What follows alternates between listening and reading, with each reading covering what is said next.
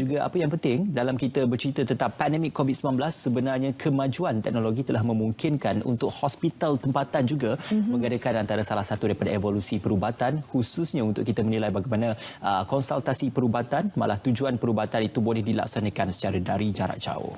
Dan ini juga membolehkan barangkali lebih banyak temujanji dibuat dan juga rundingan dibuat tanpa memerlukan pergerakan fizikal yang banyak, terutamanya bagi mereka yang berada jauh dan barangkali berada di bawah perintah kawalan pergerakan, apa juga keadaan sekalipun, masih dapat selagi boleh dirunding melalui secara dalam talian, ini boleh juga dapat membantu. Sebab kadang-kadang apa juga keadaan perubatan sekalipun, bila dapat berbicara sendiri dengan pakar perubatan, dengan doktor tersebut, sedikit sebanyak ia memberikan perspektif yang lebih jelas dalam keadaan sekarang. Jadi bersama kami melalui talian Skype pada pagi ini Profesor Dr. Muhammad Zulkifli Abu Bakar yang merupakan Timbalan Pengarah Clinical Surgical Pusat Perubatan Universiti Malaya di talian sekarang. Assalamualaikum, selamat pagi doktor.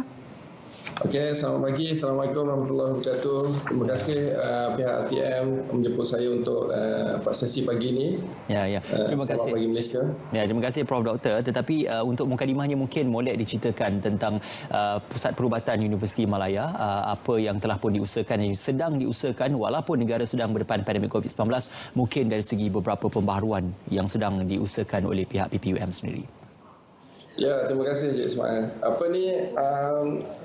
Kalau kita lihat kesan pandemik COVID ini sangat besar kepada domain perubatan terutamanya, kerana pada dasarnya kita telah menerima sebelum COVID berlaku, kita telah menerima banyak pasien, iaitu lebih kurang 1.1 juta setahun.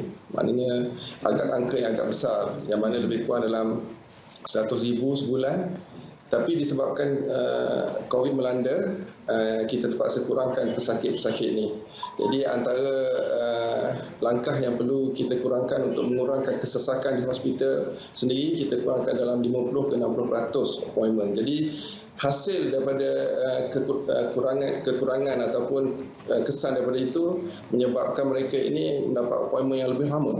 Maksudnya ada setengah sampai 6 bulan next appointment ataupun setahun seterusnya. Jadi agak lama. Jadi kita sebenarnya in general di hospital PPM sendiri kita ada satu sistem IT yang agak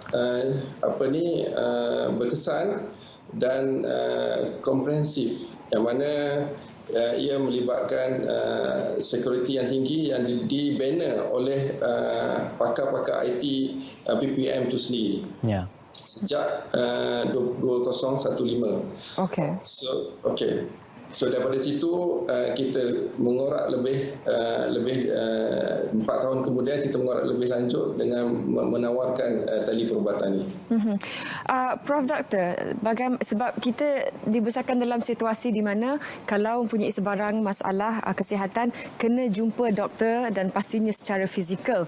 Dalam situasi ini keadaan kesihatan bagaimana yang membolehkan seseorang itu mendapat rundingan melalui tali perubatan, dan apa jenis bagaimana pula yang terpaksa berjumpa secara fizikal juga? Tali perubatan ini kepada siapa? Terima kasih Zulaha. Untuk tali perubatan di PPUM kita mengadakan satu macam saya cakap tadi, sebelum COVID itu sendiri 2019 kita telah develop satu komiti atau jawatankuasa yang boleh menentukan kes-kes bagaimana yang untuk dilakukan secara tali perubatan. So jawatankuasa ni ada dua jawatankuasa, jawatankuasa induk dan jawatankuasa kerja. So jawatankuasa kerja akan menerima semua permohonan daripada jabatan ataupun unit tertentu. So setakat yang kita buat sekarang, unit yang sedang giat aktif adalah unit diabetes dan unit pesakit luar, RUKA ataupun rawatan utama dan klinik am. Jadi kes-kes yang tertentu, kes-kes yang tidak kecemasan, tak ada kecemasan atau kes-kes yang follow up, jadi kita buat secara tali perubatan. Dan seterusnya apabila setelah mereka unit-unit tertentu itu dinilai di peringkat jawatankuasa kerja, seterusnya akan dibawa ke Jawatankuasa Induk untuk melihat lebih detail, terutamanya melibatkan PDPA ataupun privacy, data privacy kita panggil mengikut akta perlindungan data pribadi, dan seterusnya dari segi legal kita tengok apa kesan-kesan terhadap hospital sendiri. Jadi kalau kata tidak melibatkan akta-akta tertentu ataupun melibatkan kesan perundangan, maka kes-kes tertentu yang dipilih tadi diluluskan untuk diteruskan sebagai tali perbuatan. Jadi kesimpulan yang saya boleh ceritakan, memberitahu kat sini, bukan semua kes, tapi hanya kes-kes tertentu dipilih untuk diboleh gunakan untuk tali perubatan tersebut. Ya. Prof. Doktor, saya juga ingin menyentuh tentang bagaimana ini meningkatkan kadar penyampaian bagi Pusat Perubatan Universiti Malaya sendiri dalam hal untuk kita mengurangkan waktu menunggu dan juga untuk mengurangkan risiko supaya temujanji itu terlepas ataupun tertangguh, mungkin disebabkan ada beberapa masalah di pihak pesakit dan sebagainya. Jadi bagaimana ia boleh membantu untuk meminimalkan dari segi kita kata impak terhadap masalah-masalah yang mungkin berlaku kalau temujanji secara fizikal dijalankan? Betul. Pada asasnya yang pertama, telah kita kaji, kita buat satu analisis sebelum kita lancarkan. Sebenarnya pelancaran tali perubatan telah dibuat oleh Profesor Datuk VC kita pada 12 hari bulan 4 baru ini. Dan sebelum itu kita buat satu kajian dasar melihat bagaimana ataupun pilot study, bagaimana keberkesanan kepada pesakit-pesakit yang telah melalui khidmat tali perubatan tersebut. Antara benda yang mereka bagi respon ataupun input yang positif terhadap ini adalah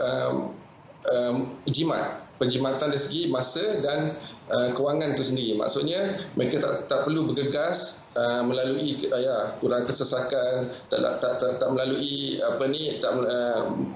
hire taksi ataupun sebagainya untuk datang, dan ataupun siapa-siapa yang datang melalui kenderaan sendiri, mereka terpaksa membayar parking dan menunggu dalam masa sama. Jadi dengan tali perubatan ini kita dah set, katakan pesakit A akan berjumpa kita, akan ada appointment daripada pukul sekian dan 15 minit sebelum mereka masuk ke dalam sistem itu, mereka telah be ready dekat rumah ataupun di mana-mana mereka berada, walaupun mereka di luar negara, kalau kita dibenarkan merentas satu hari nanti kan. So jadi kesimpulannya banyak kelebihan-kelebihan besar kepada pesakit itu sendiri dari segi jimat masa dan jimat belanja, dan benda ni ataupun konsultasi ini berlaku direct dengan doktor-doktor atau pakar-pakar yang berkenaan yang expert mengenai masalah mereka.